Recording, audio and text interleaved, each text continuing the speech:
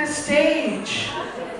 You guys, I'm gonna be here all night. This is way too cool of a stage for me to leave. Yeah, did somebody just go yas? Oh man, that's so 2015 of you. Yas! I mean, I don't keep updated with things. Yas.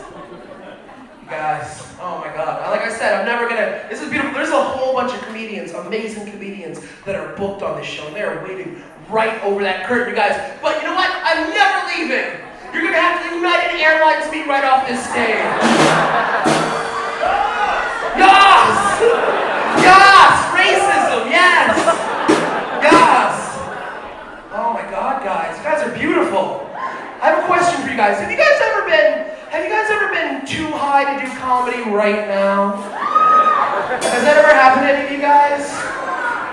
Have you guys ever been smoking weed outside of this building 20 minutes ago? Has that ever happened to you guys? I'm just trying to tell stories from my real life. It's the best comedy. Oh my god, guys, here's a little bit more about me. Guys, I am not Chaz Bono. Please stop asking! Guys, I know. I look like Justin Bieber if he OD'd on McNuggets. I'm well aware. Oh man. I know, guys, I look like I have my Olive Garden pasta pass on me right now. Just in case an Olive Garden breaks out. I'm like, I'm family. Oh man. I look like Captain Crunch's gay daughter. Like, I look like my name should be Peggy. Like, I should work in your office as the secretary. I'm well aware. Everybody give it up for Johnny! Right? Johnny Berosh. He's my backing band, guys. Oh man, as if this stage didn't have enough weight on it. Let's put a drum set on there. Let's really test what kind of shit they got going over at the Orpheum Theater in Foxboro. How much steel is in your stage? Oh god. Yas. Are you gonna be doing that the whole show? That was cute once. And from then on, it was annoying. Yas! Shut up!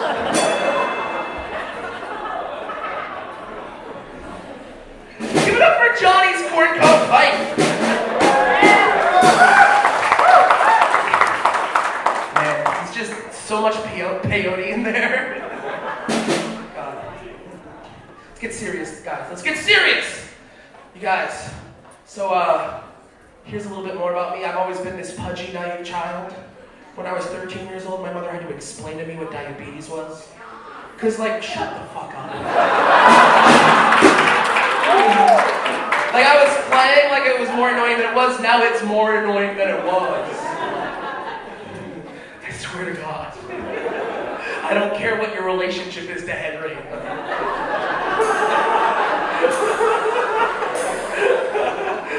Henry, should we kick her out? Yas!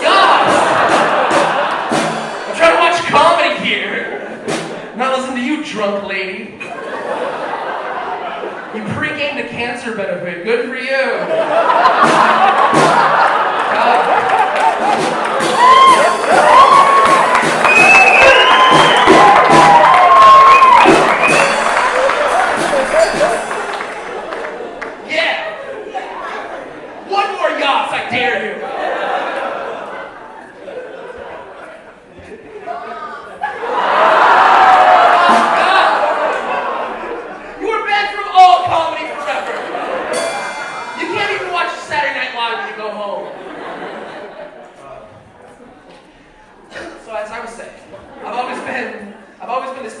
Child. When I was 13, my mother had to explain what diabetes was to me, guys, because I always knew that diabetes was a thing. I didn't know what it was. Finally, at 13, my mom sits me down and she's like, listen, Justin, there's this disease. You're at really high risk again. It's really bad. You might lose a limb. And I'm like, oh my God, what causes diabetes? And she goes, everything you love. your two favorite things, those probably cause diabetes. And I'm like, are you telling me that ice cream and masturbation causes diabetes? She said yes. And the best part of that was, that did not stop me. I just spent the rest of my teen years knowing I was going to get diabetes because I couldn't go without Rocky Road. You guys know the international hand sign for Rocky Road, right? Try it out at any gas station in Vermont.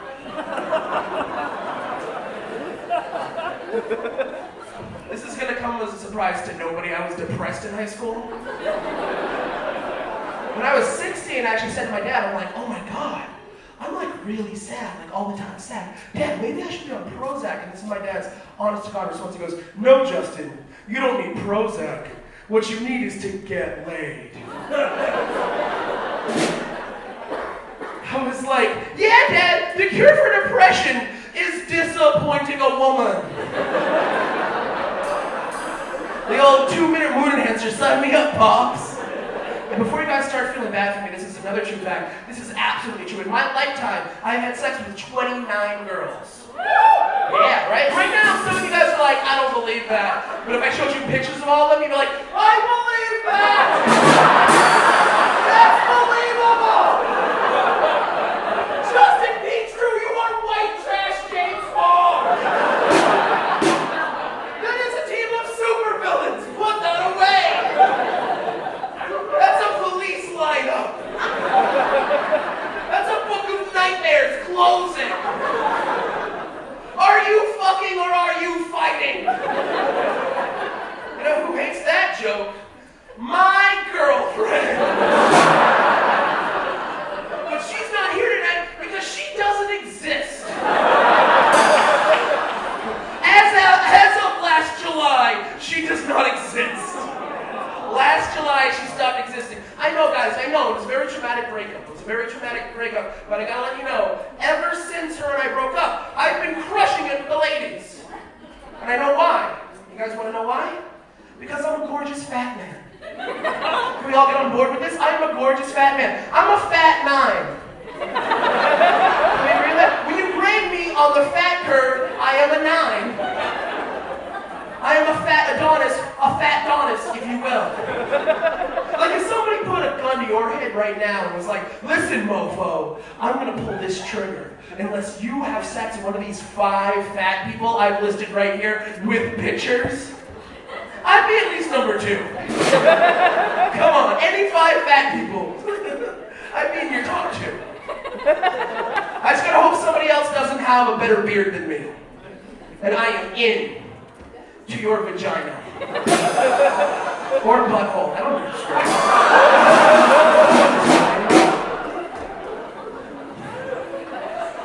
And guys, I kind of went into singledom with like this burst of self-esteem because this is, I swear to God, this is verbatim what my ex screamed at me. As her and I were breaking up, this, I swear to God, this is literally what she yelled at me as we were breaking up. She just goes, do you just think you can do whatever you want just because you're cute? And I was like, now I do! Now I totally do! Thank you for empowering me. I feel like a Trump supporter. Oh, ho, ho! Uh-oh! Some of us have feelings about that one. Some of us have our swastika tattoos hidden. Listen. Okay, here's the thing. Regardless of what side of the political spectrum you're on, okay? I don't want to single anybody out, but can we all just agree that right now is a really messed up time to be alive, right? Like it is a really scary time to be alive. Can we agree on that? You have to agree to it. It's really scary. You guys, I have not been this nervous since I got tested for STDs and diabetes on the same day. That was also a scary day. Oh man, and I work with a Trump supporter, and we're always like, I like to have debates with her, you know, and I like to just talk to her because I want to see her side, I want her to see my side, and I want to like find a middle ground. And from talking to her, I realized we can't. We'll never We'll never find middle ground, you know? It's just from talking where I realized that right now, the two sides, the liberals and the conservatives, they live in two different worlds, guys. We're from two different worlds. We're like Romeo and Sonic the Hedgehog. Two different worlds. And she always has like the coolest, like the funniest pro-Trump arguments. She throws them at me. You know, like here's something she yelled at me the other day. She goes, "Listen, Justin, name one news organization that's more reliable than Fox." I was like, hello? Nick News with Linda Ellerby. Come on. That woman only speaks the truth. Oh, man. So, my roommate has a cat. And I love this cat, guys. I love this cat. He's so snuggly. He's a rescue, and he only has one tooth. He only has one tooth in his whole mouth. I don't know how he only got one tooth. I don't know if he got like his face punched in a kitty bar fight, or he played like a lot of like kitty hockey in high school, or if he was just rescued from Maine. I don't know how he did it, but I love him, you guys. And so what he likes to do is like, when I'm at home, I never wear a shirt. My roommate's hating me, and so I'll lay on the couch, and this cat will just come up and climb on my belly, and he'll take his little kitty claws into my chest, you know, and he'll purr, but when he purrs, he just drools. He just drools non-stop because he has no teeth to keep in the drool. So he just drools all over me, and I get soaked. I get drenched more than I am now from the sweat of these lights. Like, I get drenched. And here's the thing, though. Some people would be grossed out by that, but if I just pushed off every 1-2 thing that ever drooled on me, I'd never get laid. Right? I'll still probably get laid tonight after that joke. By this guy, anyway. Okay. But the problem is that our landlord does not know we have a cat. And if he found out we have a cat, we would be kicked out of our apartment. So it is imperative that our landlord does not find out this cat. My roommate was out of town for a couple weeks and was up for the rest of us to take care of him. And one day we get an email from the landlord saying, "Oh my God, guys, I have to check something with the plumbing urgently. And I'm going to be by in a half hour, sorry for the late notice." And it was like in Toy Story when Andy comes home, we're like, "What's up your revisions?" So we're running around, we put the cat in my roommate's bedroom, but here's the problem. The cat is an asshole. And he just stands outside the door when it's closed, and he's just like, meow, meow, yes. It's a bad callback. Like, he can't shut up. He's like if Anne Frank were stupid. I'm not saying Anne Frank were stupid. I'm just saying if this cat were Anne Frank would be stupid. So the landlord comes in, we're like trying to play music, we're trying to like just blast everything, we're trying to make as much sound as possible so he doesn't hear the sound of the meowing. And he walks by my roommate's bedroom, and he hears meow, and he looks at us and he goes, "What is that sound coming out of that bedroom?" And I had to think quick, so I was like, "Jeremy is addicted to Japanese pornography." So the good news is, our landlord does not think we have a cat. The bad news is, our landlord thinks him and my roommate have something in common. Here we go. Are you guys warmed up yet? Right?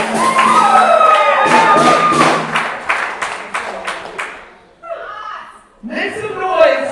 Make some noise if you're into fat nines.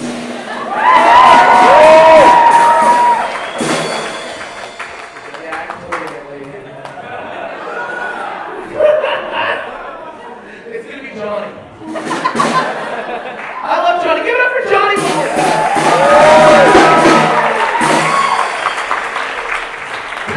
Doesn't Johnny look like if Pee Wee Herman fucked one of the Geico cavemen? Okay, we're gonna get the show started. I'm gonna tell you one last story. I'm gonna tell you one last story. Okay, this is a true story. This happened to me last week. Okay, Wednesday of last week. Very important, the date. I got propositioned by a prostitute. Yeah, right? It was her. And it was Yas girl. I was like, "Oh, come to the show. I'm doing an Orpheum theater." Just say Yas the whole time.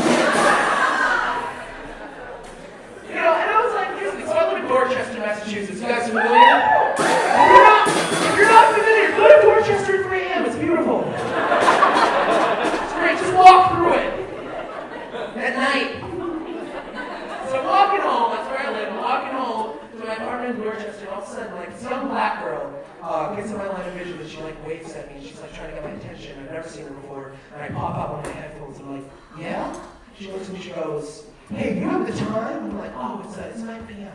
And she goes, okay, cool. And she starts to walk away, but all of a sudden, she like stops for a second, and she looks back and she goes, yo, where you going? And I was like, to my house. I was going to smoke some weed and watch some TV. And she goes, oh, word? Where's the weed at? And I was like, oh, well, I actually have a one-hitter on me at all times. And I'm walking this way. If you want to walk with me, I'll just pack my one-hitter. We can smoke together and talk, you know? So we go, and we're smoking weed, and we're talking, you know? And I asked her what she does for work, and she goes, oh, I strip. And also, I work at Foot Locker. And I was like, oh, similar skill sets. You can wear the same outfit both places. So, you know, she starts to like get a little flirty with me, but then all of a sudden she stops flirting, and for a moment she just goes, yo, you don't like dudes, do you? And I was like, no, but I get why you asked. And so we're talking some more, and all of a sudden, just halfway through one of our conversations, she just whips around, and she grabs my dick. And she looks me right in the eye, and she goes, you look like you have a huge penis. And I was like, I look incorrect. I look, nope! I look wrong. And I was like, okay, well, I gotta go back to my house. That's my road right there. It wasn't my road. My real road was like 5 roads down.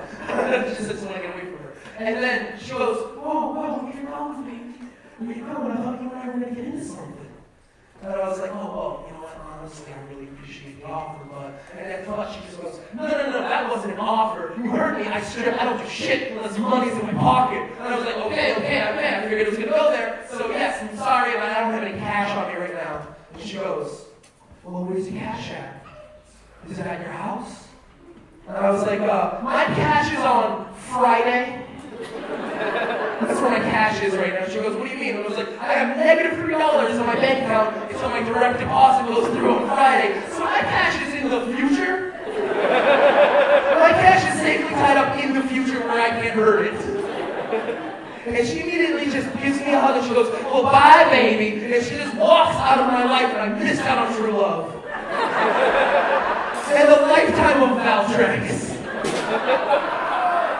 And at first I was like really rattled by it, but then I realized, you know what? That's so flattering. That is so flattering because somebody looked at me, dressed like I dress, and they were like, he has walking around sex money. That dude has money on him right now to bone with.